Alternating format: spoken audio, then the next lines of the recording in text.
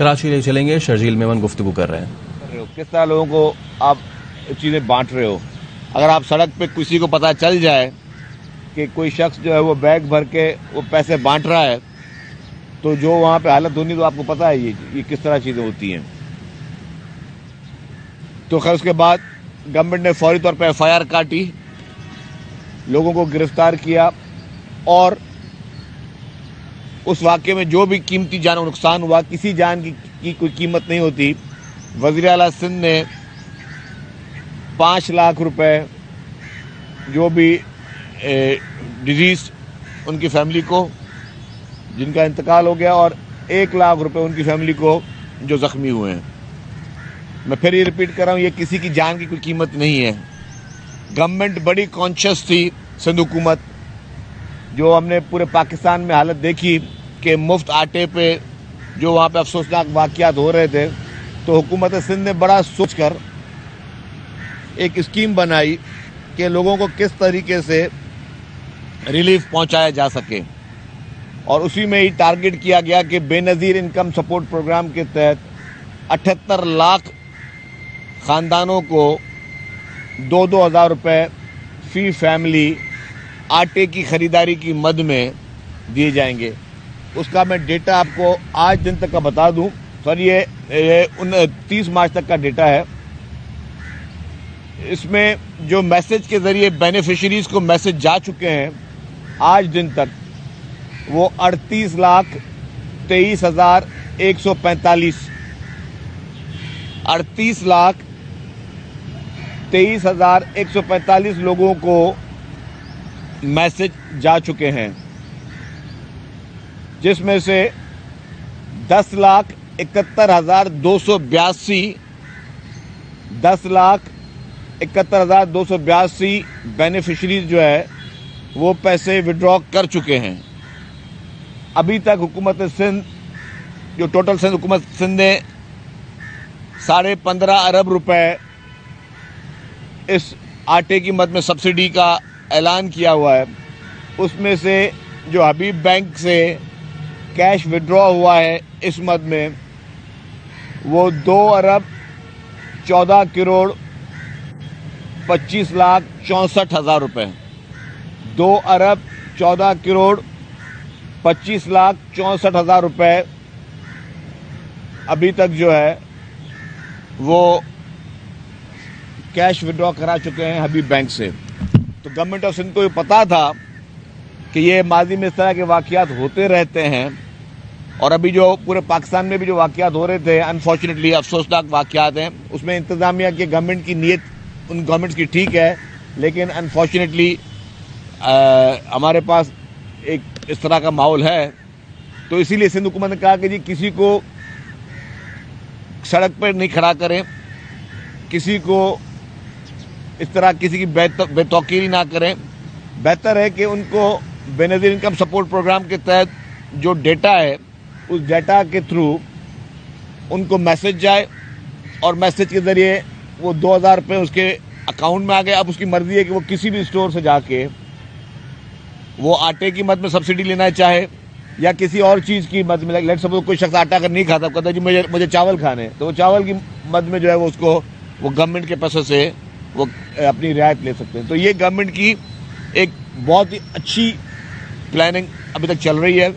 मैं अभी तक का डेटा देता रहा हूँ, ये पूरे रमज़ान में चलता रहेगा, और रमज़ान भर में इंशाअल्लाह ताला 15.5 अरब रुपए की सब्सिडी हम दे चुके होंगे। लेकिन इसके बावजूद भी वज़ीर आला सिंध सैयद मुराद अली शाह साहब ने खुसूसी तौर पर यह कहा है कि अगर कोई और शख्स समझता है कि मेरी मंथली इनकम 50,000 रुपये से कम है, तो वो बेनज़ीर इनकम सपोर्ट प्रोग्राम के उन सेंटर पर जाए या 8171 पर अपना शनाख्ती कार्ड मैसेज करे और अपने कवायफ दे, तो विदिन 24 आवर्स जो है वो भी इनरोल्ड हो जाएगा। और अगर ये जो 15.5 अरब रुपए कल को इसमें से 5 अरब और भी प्लस करने पड़े, तो हुकूमत सिंध वो करने को तैयार है। तो ये गवर्नमेंट ने एक मैकेनिज्म बनाया था। तो कल वाले वाक़े में भी मैं ये नहीं कहूँगा कि फैक्ट्री के मालिकान की नीयत ख़राब थी, उनका तरीका गलत था, और इसीलिए गवर्नमेंट ने एक्शन लिया है कि आप, ये सबके लिए मैसेज है कि बराए मेहरबानी नेकी का काम करना अच्छी बात है, सब नेकी का काम करें, लेकिन बराए मेहरबानी तरीक़ेकार उसका इख्तियार करें। किसी की ज़िंदगी से, किसी की कीमती जान से खेलने का इख्तियार किसी को नहीं है। सब तरीका अपना जो है वो बेहतर से बेहतर जो है वो इख्तियार किया जाए।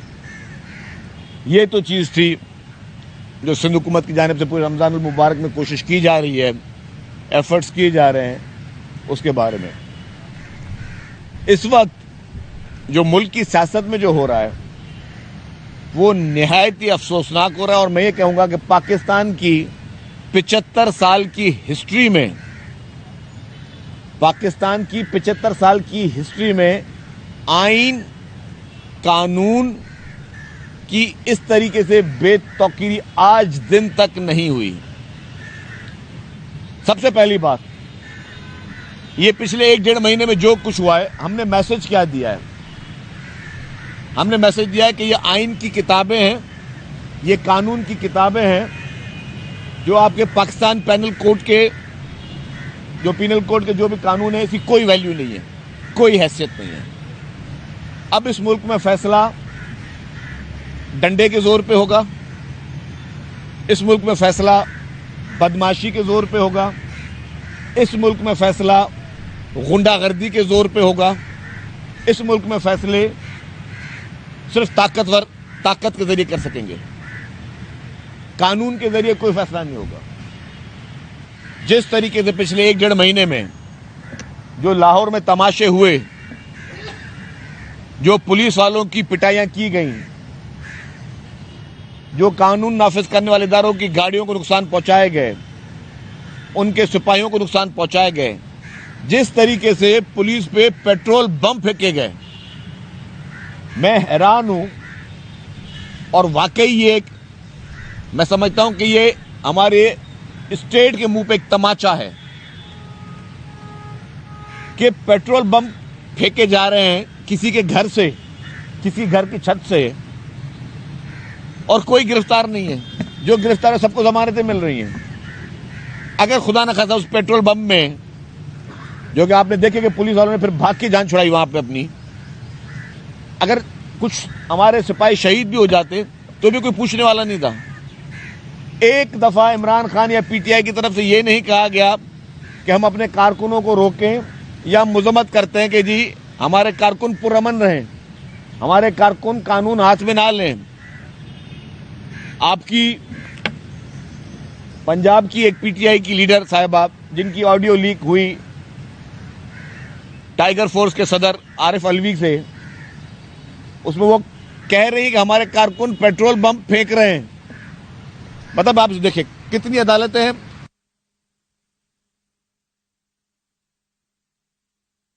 सुप्रीम कोर्ट है, पूरी अदालत, जज साहब लफ्ज इस्तेमाल करूंगा, बहुत अपने घर पे होते हैं तो उनके बाहर सिपाही वाला होता है, गाड़ी में बैठते हैं तो सिपाही पुलिस वाला होता है, अपने घर से लेके कोर्ट तक जाते हैं तो आगे पीछे मोबाइलें होती हैं, उसमें सिपाही पुलिस वाले हैं। आप कोर्ट रूम में बैठते हैं तो आपके सिक्योरिटी पे सिपाही पुलिस वाले हैं। उन पुलिस को जूते मारे जाएं, उनको डंडे मारे जाएं, उनको पत्थर मारे जाएं, उनके ऊपर, उन पुलिस वालों के ऊपर पेट्रोल बम से अटैक हो, किसी एक अदालत कि ये मुल्क में क्या हो रहा है। तो क्या मतलब, अगर और उस पर देखें कि आप ना कोई शोर मच रहा है, मैं तो अफसोस के साथ कहता हूं, ना मीडिया में शोर मच रहा है, ना किसी अदालत में शोर मच रहा है, ना कोई पार्टी उसको इस तरह उठा रही है कि यार आप ये मुल्क, किस मुल्क में बैठे हो जहां पे आप पुलिस वालों को सरेआम बेतौकीरी करो, उनको मारो, उनको डंडे मारो, उनके ऊपर पेट्रोल बमों से, ये पेट्रोल बम से हमला, ये दहशतगर्दी है। ये कोई लड़ाई झगड़ा नहीं है, ये दहशतगर्दी में शुमार होता है पेट्रोल बम से हमला। तो आप ये चीज कर लो, लेकिन कोई अदालत सूख नहीं लेगी उस पर। इससे बड़ी लाकानून पूरे मुल्क में कहीं नहीं हो सकती। इससे बुरी लाकानूनियत की मिसाल पूरे मुल्क में कहीं नहीं हो सकती। ये हम खुदा ना खासा ये मैसेज दे रहे हैं कि this country is without the law, यहां कानून की कोई हुक्मरानी नहीं है। और उन सब लोगों को जो उसमें मुलविस है, जो उसके मास्टरमाइंड है, हर जगह बेल बिफोर अरेस्ट में है। अदालतें बुला तैयार नहीं है।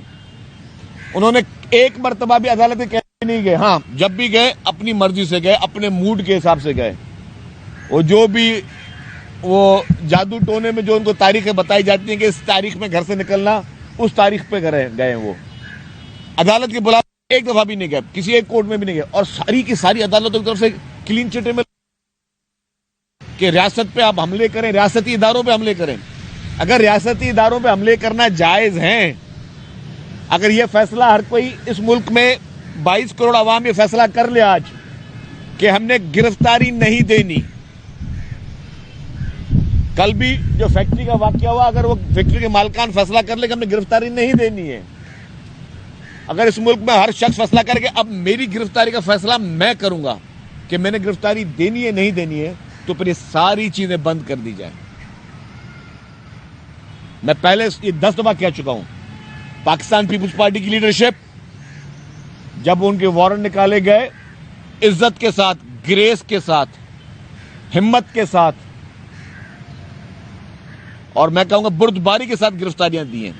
पीपुल्स पार्टी के वर्करों ने बुर्दबारियों के साथ गिरफ्तारियां दी हैं। हम सब ने बुर्दबारियों के साथ गिरफ्तारियां दी हैं। हमारे वारंट निकले हुए, हमने अपने मुल्क में आके गिरफ्तारियां दी हैं। हमें पता था हमारे साथ क्या शर, हमने वॉलंटियरली गिरफ्तारियां दी हैं। यहां इस मुल्क में आपने तमाशा क्या मचाया हुआ है कि ये मैसेज दे दिया आपने कि अब इस मुल्क में डंडे का कानून चलेगा, बदमाशी का कानून चलेगा, गुंडागर्दी का कानून चलेगा। जो जितना बड़ा गुंडा होगा वो उतना ही बड़ा कामयाब। जितना ज्यादा मॉब इकट्ठा करना है बस, और कोई काम नहीं करना। कल को जितने भी माफियाज हैं वो भी ये काम करें। आप पैसे पे हायर कर लें 5-6 हजार आदमी या 2-4 हजार आदमी और वो घर के बाहर खड़े कर दें, फिर इस मुल्क में जो तबाही फैलानी है फैला दें। जिस तरह का मैसेज देना है मैसेज दे दें। आपने ये मैसेज दिया, अनफॉर्चुनेटली मुझे बड़े अफसोस के साथ कहना पड़ रहा है। हमारी अदालत सारे कवानीन मौजूद हैं और वो जितने भी ऑडियोज थी, क्या यास्मीन राशिद की ऑडियो और आरिफ अलवी की ऑडियो किसी एक ने तरदीद की कि ये मेरी आवाज नहीं है? क्या आरिफ अलवी ने कहा कि ये मेरी आवाज नहीं है? क्या यास्मीन राशिद ने कहा ये मेरी आवाज नहीं कहा? और यास्मीन राशिद साहिबा उस ऑडियो में मान रही हैं कि हमारे कारकुनान पेट्रोल बम फेंक रहे हैं, उसके बावजूद इस मुल्क का कानून साइलेंट है। कानून में हर चीज मौजूद है, लेकिन कानून पे जिन्होंने अमल दरामद कराना वो साइलेंट है। मैसेज क्या दिया आपने पूरे पाकिस्तान को? आज एक की हुकूमत है, कल किसी और की हुकूमत हो जाएगी। फिर मैं तो हर बार कहता हूं, ये 5-6 हजार आदमी जमा करना कोई बड़ी बात नहीं है। फिर हर आदमी अपने घर के बाहर गुंडे जमा कर दे, बदमाश जमा कर दे, उनको हाथ में लाठियां दे दे। यहां तो लाठियां काफी जगहों पर हथियार भी आ जाएंगे। आए कोई माइकल लाल लड़ने के लिए, और फिर आपने केस प्रेसिडेंट यही बनाना है कि क्योंकि आपने इमरान खान को कुछ नहीं कहा तो अब आइंदा आप किसी को कुछ नहीं कहोगे। आपने पूरे मुल्क में मैसेज दे दिया कि अब कोई हर शख्स गिरफ्तारी अपनी मर्जी से देगा, और अगर आपने किसी ने गिरफ्तारी बचना है तो ज्यादा से ज्यादा गुंडे पाले, ज्यादा से ज्यादा बदमाश पाले, ज्यादा से ज्यादा लोग सोशल मीडिया पे पाले कि आपके हर गलत काम को वो सही साबित करते रहे। अजीबो गरीब हालात लगे हुए हैं। इस मुल्क में कानून का तमाशा बनाया जा रहा है। जस्टिस वक्कार सेठी मरूम, पेशावर हाई कोर्ट के चीफ जस्टिस की जजमेंट मौजूद थी। जस्टिस वक्कार सेठी मरूम, पेशावर हाई कोर्ट के चीफ जस्टिस की जजमेंट मौजूद थी कि केपीके बीआरटी की नैब और एफआईए ये इंटरोगेशन करे। इमरान खान की हुकूमत जिसकी टांगे कांप रही थी कि जी इसमें हम फंसेंगे, क्योंकि केपीके बीआरटी में केपीके के ब्यूरोक्रेट कह चुके हैं कि 7 अरब रुपए की सिर्फ किकबैक चली है, बाकी इन्वेस्टमेंट अलग हुई है। 7 अरब रुपए की किकबैक चली है, लेकिन क्या सुप्रीम कोर्ट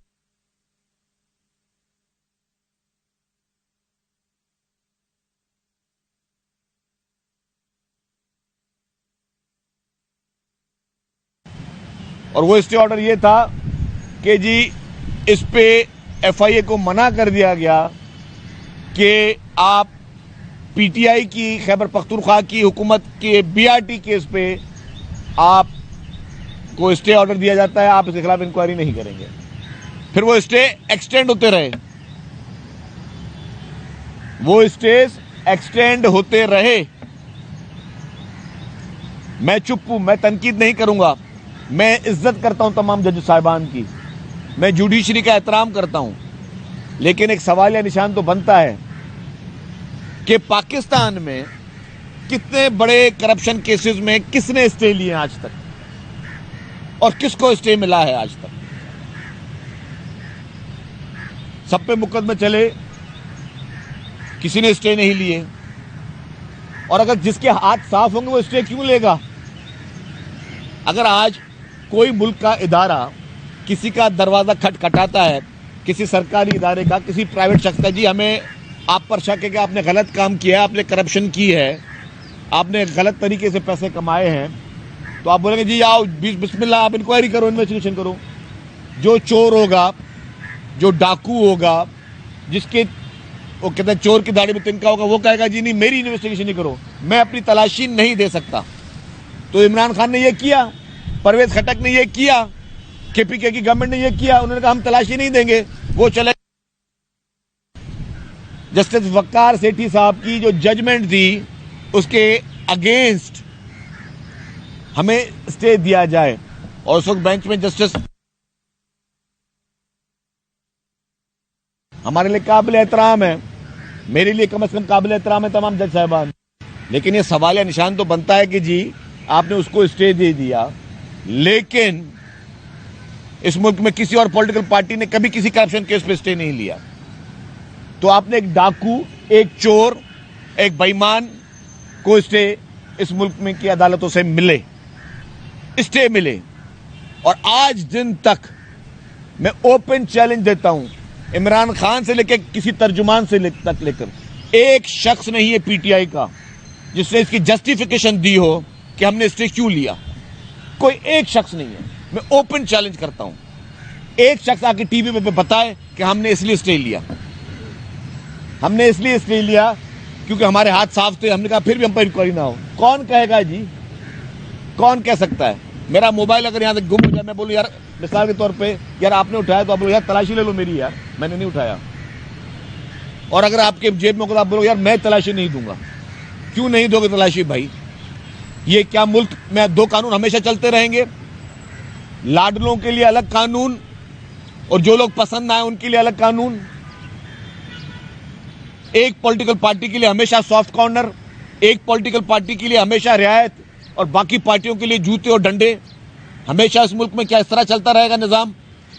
एक पॉलिटिकल पार्टी को करप्शन अलाउ है, एक पॉलिटिकल पार्टी को तोशाखाना के डाके अलाउ है, एक पॉलिटिकल पार्टी को फॉरेन फंडिंग की बेईमानी अलाउ है, एक पॉलिटिकल पार्टी को इसराइल और भारत से फंडिंग अलाउ है, एक पॉलिटिकल पार्टी को बीआरटी और मलम जबा जैसे डकैतियां अलाउ हैं। और उसके बावजूद कोई तलाशी के लिए जाए तो उनके लिए स्टे ऑर्डर है, एडवांस अलाउ है, कोर्ट में वो पेश, हर चीज उनको अलाउ है। तो ये कब तक ये दोगला कानून इस मुल्क में चलता रहेगा? कब तक एक मुल्क में दो निजाम चलते रहेंगे? और आप इसकी, मैं कहता हूं कि फैक्ट फाइंडिंग रिपोर्ट है, कौन कौन इनको हमेशा इनके सहूलतकार बनते रहे हैं। आज साकिब निसार क्यों नहीं खुल के आके, जिस धरले से वो घूमता फिरता था, आके घूम फिरता, क्यों नहीं बताता कि जिसने उसको सादिक अमीन का टाइटल दिया था, उसको, इस जैसे चोर और बेईमान शख्स को सादिक और अमीन का टाइटल दिया था, वो कहां छुपा हुआ बैठा हुआ है? आज आके उसका दिफा टीवी पे आके क्यों नहीं करता? इस मुल्क के निजाम को तबाह किया गया। और अल्लाह ना करे, अल्लाह ना करे, क्योंकि ये मुल्क है तो हम हैं। मैं ये बात 100 दफा कहता हूं। सियासी पार्टियां बात की बात हैं, सियासी जमातों की सेकेंडरी वैल्यू है। पहली बात है कि इस मुल्क में सियासी निजाम, इस मुल्क का निजाम और इस मुल्क का हर इदारे की तौकीर, वो इंपॉर्टेंट है। जो पोलराइजेशन इमरान खान ने इस मुल्क के साथ की है, और जिस तरीके से इमरान खान को, उस लाडले को जो हेल्प हर जगह से मिली है, ये पाकिस्तान की तारीख में कोई मिसाल नहीं मिलती। और पाकिस्तान पीपुल्स पार्टी हमेशा एक सवाल अदालत से पूछने का हक रखती है कि आपने हमारे अजीम कायद 4 अप्रैल को उनकी बरसी आ रही है, शहीद जुल्फकार अली भुट्टो का जो अदालती कत्ल किया। शहीद भुट्टो मर्डर केस में मोहतरम आसिफ अली जरदारी साहब as the president of Pakistan उन्होंने रेफरेंस सुप्रीम कोर्ट में दाखिल किया। क्यों नहीं तारीख मिलती उसकी? क्यों अदालतों के पास वक्त नहीं है शहीद जुल्फकार अली भुट्टो साहब का जो अदालती कत्ल किया गया उसके बारे में जजमेंट देने के लिए? हमारे पास ना बंदूकें हैं, हमारे पास ना गुलेल हैं। मिलकर पीपुल्स पार्टी के साथ जाती की, लेकिन कभी पाकिस्तान पीपुल्स पार्टी ने पोलराइजेशन की तरफ बढ़ी, कभी पीपुल्स पार्टी किसी इदारे के खिलाफ इस तरह की घटिया हरकतों की तरफ बढ़ी, कभी पाकिस्तान पीपुल्स पार्टी किसी इदारे पर हमले के लिए आगे बढ़ी, कभी इक्तदार की लालच में पीपुल्स पार्टी ने इस हद तक कभी गिरी जो इस मुल्क में इस वक्त हो रहा है? जवाब है नहीं, क्योंकि पाकिस्तान पीपुल्स पार्टी ने हमेशा आइन और कानून की हुक्मरानी पर यकीन किया है। पाकिस्तान पीपुल्स पार्टी हमेशा इस मुल्क के हर इदारे को एक अहम पिलर समझते हुए, चाहे उसमें मीडिया हो, चाहे उसमें एस्टेब्लिशमेंट हो, चाहे उसमें जुडिशरी हो, चाहे उसमें जितने भी अहम इदारे हैं, उनको अहम पिलर समझते हुए पाकिस्तान पीपुल्स पार्टी ने हमेशा उनका एहतराम किया है। अपनी शिकायतें जरूर की हैं, हमने ज़ियाउल हक से शिकायत की, उसके खिलाफ जदोजहद की, हमने मुशर्रफ से शिकायत की, हमने उसके खिलाफ जदोजहद की, हमने इफ्तिखार चौधरी से शिकायत की, उसकी बहाली के लिए तहरीक में भी हम आगे थे, जानों के नजराने पीपुल्स पार्टी के वर्कर्स ने दिए, और इफ्तिखार चौधरी से शिकायत भी पाकिस्तान पीपुल्स पार्टी ने की कि आपका रवैया गैर आईनी, गैर कानूनी है। हमने आमिरों के खिलाफ जदोजहद की, हमने किसी इदारे के खिलाफ कभी जदोजहद नहीं की, हमने किसी इदारे के खिलाफ कभी कोई खुदा ना खास्ता कोई गिरी हरकत नहीं की। यहां पे इस वक्त मुल्क में हो क्या रहा है और जो रहे हैं वो मैसेज क्या दे रहे हैं, वो पैगाम क्या दे रहे हैं? इस सारी मेरी जो आज की डिस्कशन है, सिर्फ 2 मैसेज निकलते हैं, 2 मैसेज। हर इदारे को अगर आपने अपने हक में फैसले लेने हैं, अगर आपने अपनी हुक्मरानी, अपनी जाती हुक्मरानी आपको चाहिए, एक कानून हाथ में लो, गुंडागर्दी करो, बदमाशी करो, हर इदारे के खिलाफ हर गिरी हुई हरकत करने, किसी भी गिरी हुई हरकत करने के लिए कभी भी गुरेज नहीं करना, हर हद तक जाना किसी भी इदारे को नीचा दिखाने के लिए, जब तक कि वो आपकी लाइन पर, आपकी पिच पे आके नहीं बैठता। ये मैसेज पाकिस्तान की पॉलिटिक्स में जिंदगी भर नहीं गया जो आज जा रहा है, और मैं कहता हूं कि ये डूब मरने का मुकाम है कि अगर इसमें जो भी शख्स इसका साथी बने, इस गलत हरकतों में इसकी मदद करे, इसका सौदागर बने, या इस पूरे जो माहौल में देखते हुए खामोश बने, उसके लिए भी डूब मरने का मुकाम है। दो साहब।